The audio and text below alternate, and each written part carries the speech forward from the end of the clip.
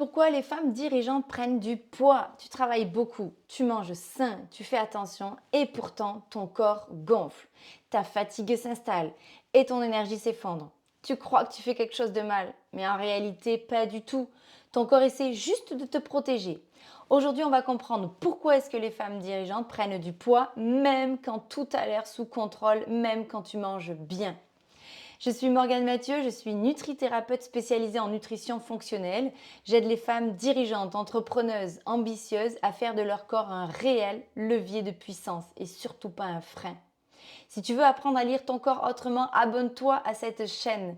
Ici, on parlera d'énergie, d'hormones, de puissance féminine, mais surtout de vérité biologique. Allez, c'est parti, on rentre dans le vif du sujet.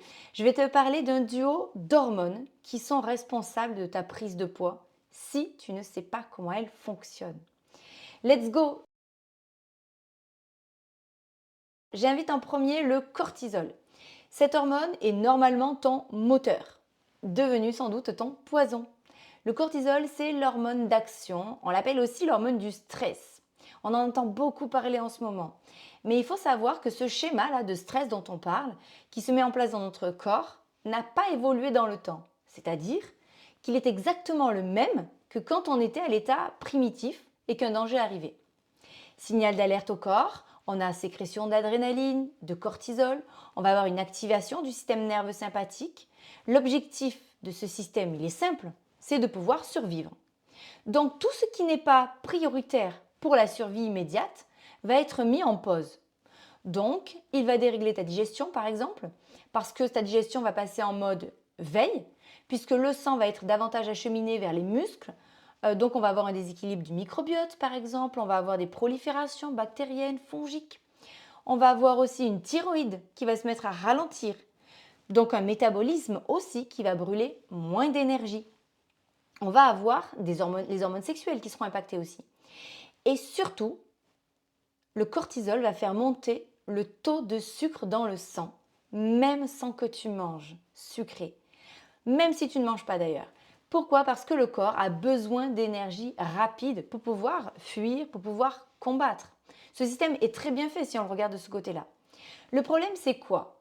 C'est qu'aujourd'hui, notre corps réagit exactement de la même manière, sauf que le danger, ce n'est pas du tout le lion, mais ça va être surcharge mentale, un mail, une réunion, une dispute, bref, tu m'as comprise.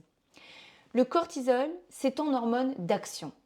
C'est celle qui va te permettre de te réveiller le matin. C'est celle qui t'aide à réagir vite, à performer. Mais chez la femme dirigeante, il n'est plus ponctuel. Il devient en fait ton mode de base. Tu passes tes journées en alerte.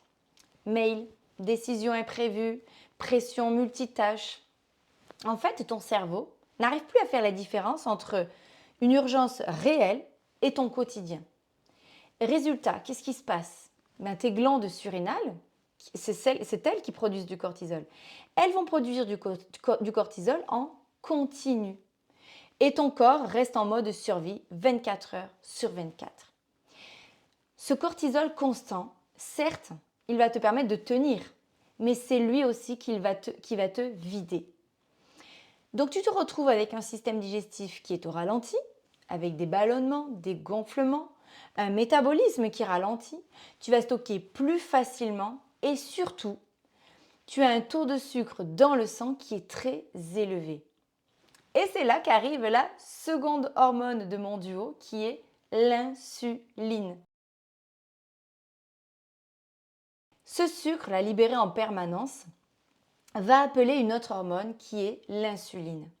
C'est à ce moment-là que ton corps va commencer en fait à stocker. Surtout pas par faiblesse, mais par protection. D'ailleurs, l'insuline, on l'appelle aussi l'hormone du stockage. L'insuline, c'est un peu ton livreur d'énergie. Son job, c'est quoi? Il est très simple. C'est de récupérer le glucose que tu as dans le sang et de le donner à la cellule. C'est de faire en fait entrer le glucose dans ta cellule. On dit aussi que l'insuline, c'est la clé qui va te permettre justement d'ouvrir la cellule et de lui donner à manger. C'est un petit peu cette image-là. Mais qu'est-ce qui se passe? Quand le cortisol est trop haut, ton foie va libérer du sucre en continu. Les cellules, elles vont être saturées. Elles n'en peuvent plus du sucre. C'est bon, elles en ont assez. Elles vont donc un peu, si on image, elles vont fermer la porte. On appelle ça, ce phénomène, la résistance à l'insuline. Ta cellule, elle n'en peut plus, elle est déjà pleine, donc elle va résister à l'insuline, elle ne s'ouvre plus comme en temps normal.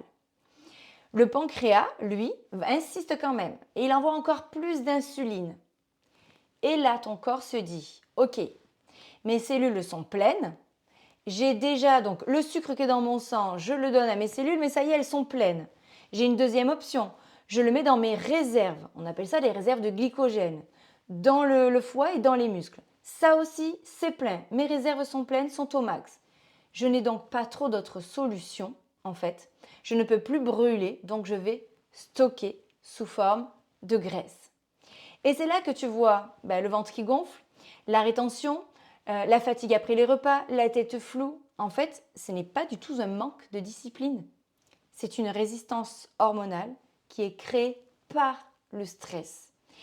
Et en fait, ça, c'est un réel cercle vicieux. Pourquoi? Parce que tu stresses, tu produis du cortisol. Le cortisol augmente ton sucre, le sucre appelle l'insuline va te faire stocker. Tu fatigues et tu stresses encore plus. Et là, on rentre dans un système qui est complètement fermé, où ton corps ne te trahit absolument pas, il va t'adapter à ton rythme. La véritable question, du coup, c'est, ok, comment est-ce que je peux sortir de ce mode survie? Parce que je ne vais pas changer mon métier, je ne vais pas changer mes circonstances familiales, je ne vais pas changer tout ça. Alors, comment est-ce que je peux faire pour sortir de ce mode survie et du coup commencer à impacter justement cette prise de poids et du coup cette perte de poids? Pour sortir de ce cycle, tu dois redonner à ton corps le signal de sécurité. Il faut que tu lui signales que le danger est passé, c'est terminé. Comment est-ce que tu fais ça? Je vais te citer plusieurs actions que tu peux mettre en place dès aujourd'hui. Il va falloir en premier lieu que tu stabilises ta glycémie, c'est-à-dire ce fameux taux de sucre dans le sang.